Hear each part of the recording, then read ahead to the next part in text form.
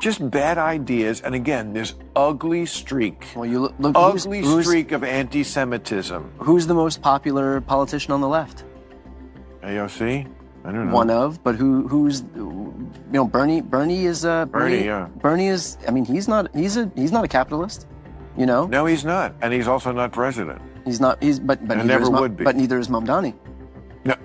No, but he will, trust me, he will be featured in the campaign commercials. But they're going to feature people, they boogeyman everybody. Yeah, but you don't have to boogeyman him. He does it to himself. Bill Maher is back with another biting critique, this time aimed squarely at the Democrats and one of their rising stars, Zoran Mamdani. In his latest monologue, Maher breaks down what he believes are the growing fractures within the Democratic Party, warning that its current direction, along with Mamdani's brand of democratic socialism, could spell serious trouble for the future. It's an honest and thought-provoking look at where American politics may be headed next. So buckle up, this one's definitely worth watching. It seems to me that there are two pillars that this country is founded on. One is democracy, and one is capitalism, free markets. And it seems like one party wants to get rid of one, and the other party wants to get rid of the other, right? The Republicans are not that, democracy is just not number one on their list. It just isn't. It isn't. It's behind Christianity and a few other things. And the Democrats, I mean, I read these, 74% are for democratic socialism. Only 16% favor capitalism. Is this going to be a country that I don't recognize in 5 to 10 years if we don't have these two pillars? Let's get one thing straight. It's not that Republicans have a problem with democracy. They just believe in fairness. For years, they've watched as left-leaning media outlets and their loyal supporters have relentlessly gone after them, especially former President Donald Trump, from unverified stories to sensational headlines. The goal always seemed clear: to make the Republican Party look bad in the eyes of the public. These nonstop attacks have eroded trust in journalism and deepened the country's political divide. So here's the real question: if misinformation and false narratives have caused this much damage, shouldn't those responsible be held accountable? After all, democracy doesn't survive on deception. It thrives on truth, transparency, and equal treatment under the law. If we don't, I mean, where are the Democrats going with this? If Mamdani is the face of the Democrats on the East Coast and Katie Porter is the face on the West Coast, I don't know if that's great politically for that party. Bill Maher is raising some valid points here. Both Zoran Mamdani and Katie Porter have become rising stars in politics, and their views are sparking intense debate about the country's direction.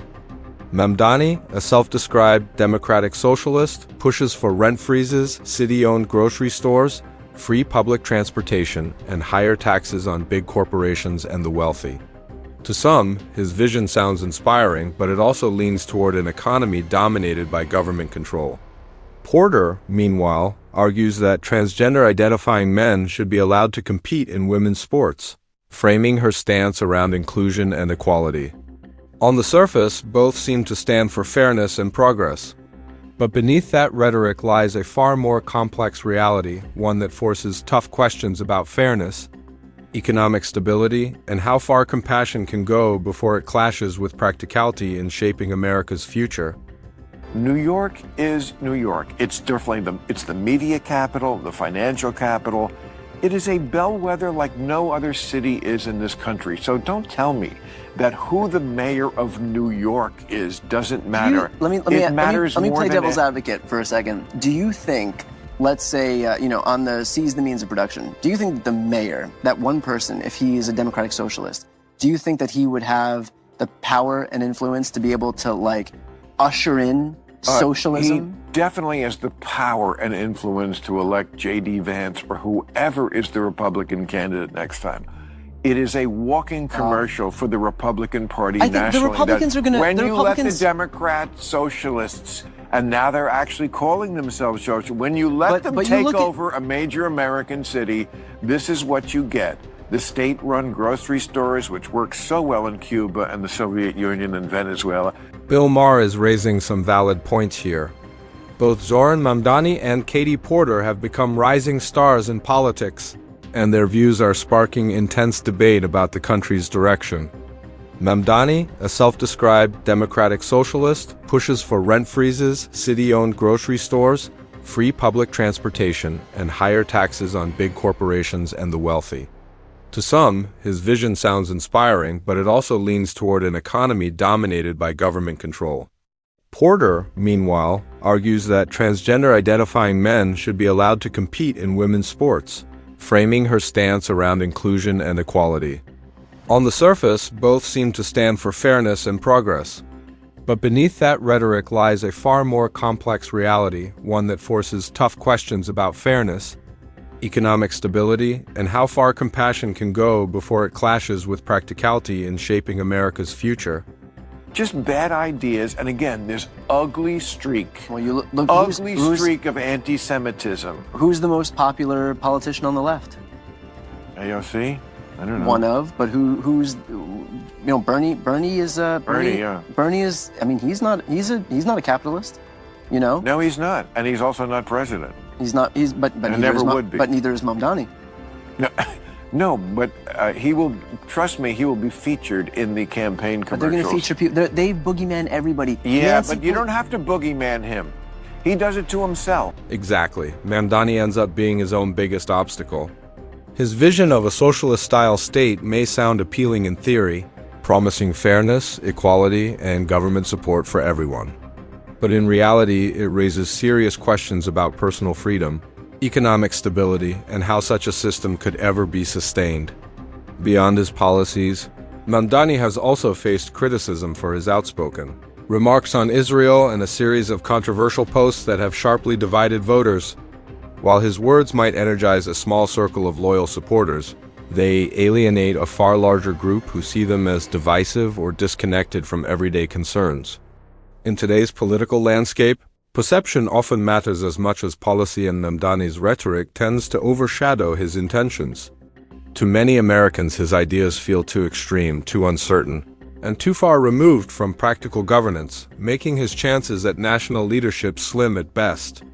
But they'll do it regardless. Nancy Pelosi, Hillary Clinton, Gavin Newsom. Yeah, but they make anybody into boogeyman. It has. I think it was just have more weight when it's real. I mean, when you can really show. Ironically, the very figures this liberal crowd keeps portraying as victims of conservative attacks have managed to damage their own reputations without any help. Take Gavin Newsom, for example. His downfall wasn't sparked by a right-wing conspiracy, it was the result of his own leadership failures during the devastating fires that tore through California's Palisades.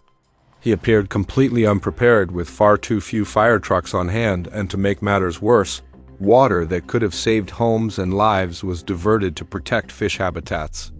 Then there's Nancy Pelosi, who didn't need a political opponent to hurt her image. She did that herself when reports surfaced accusing her of insider trading that earned her millions. It's almost comical how often members of the liberal elite cry about being unfairly targeted, when in reality, their own questionable choices and misplaced priorities reveal more about them than any critic ever could. This must be horrible for a guy like you, who you spent your whole life talking about how government tries to do too much, which it does, and spends too much. And here you have Trump, who is the Republican, who is aggrandizing more power than anybody, as we just talked about. And on the other side, you have the guy running in New York, Mamdani, right? Okay, who's like a straight-up communist.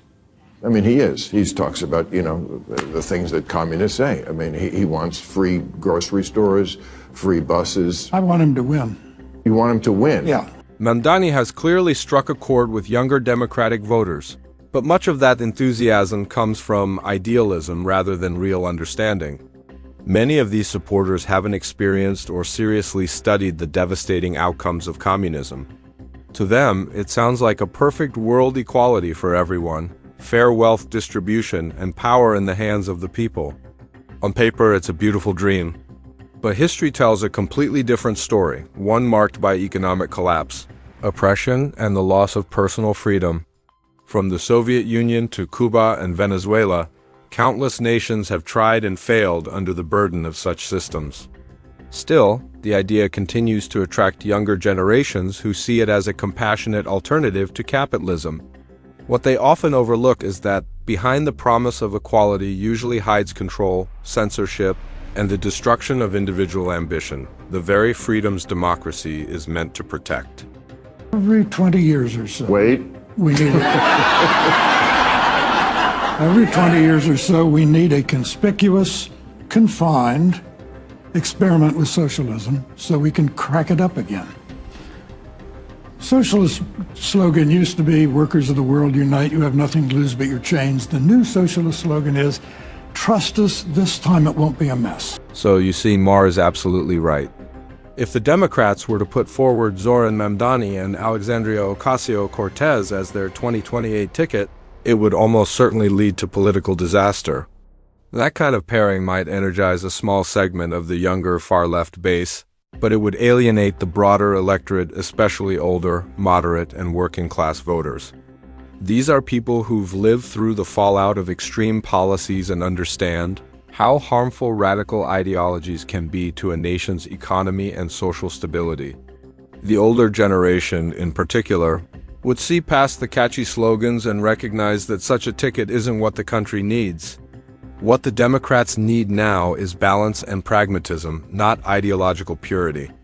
A Mamdani OC ticket might sound bold on paper, but in reality, it would only deepen divisions and push voters toward a more centrist or conservative alternative. So, when the post-war Labour government in Britain was about to get started, one of their leading lights was a socialist named Nurian Bevan. He said, what could go wrong? He said, we have a nation bedded on coal, surrounded by fish. It would take an organizational genius to have a shortage of either. In 3 years, they had a shortage of both. That's socialism. What the Democrats truly need right now is a candidate who's grounded in reality, someone who understands the everyday struggles of ordinary Americans. The party has spent too much time trapped in echo chambers, debating abstract issues and identity politics, while voters are increasingly focused on real-life concerns like the rising cost of living, job security, and economic stability. People aren't waking up worrying about ideological debates. They're thinking about how to pay rent, afford groceries, and keep their families secure. To win back public trust, Democrats must step outside their political and cultural bubbles and start listening to people with diverse perspectives, not just those who agree with them. They need a leader who can bridge the gap between progressive ideals and practical solutions. Someone who connects with the nation's heartbeat on an emotional, economic, and realistic level. And that brings us to the end of today's video. If you enjoyed it, make sure to hit the like button and subscribe for more content like this. Thanks for watching, and I'll see you in the next one. It's not about the big crowds that come out to you when you're talking in a festival or wherever they are. I think it's because I think Bernie showed up at Coachella. That must have been fun for the fans. It's who shows up on Election Day. And I just don't see that's the ticket. I mean, Cory Booker, I know you've worked with him. I like Cory a lot from my home state of New Jersey. Made a speech for 25 hours. Again, just whacking each other off. This is just not what's going to get the job done.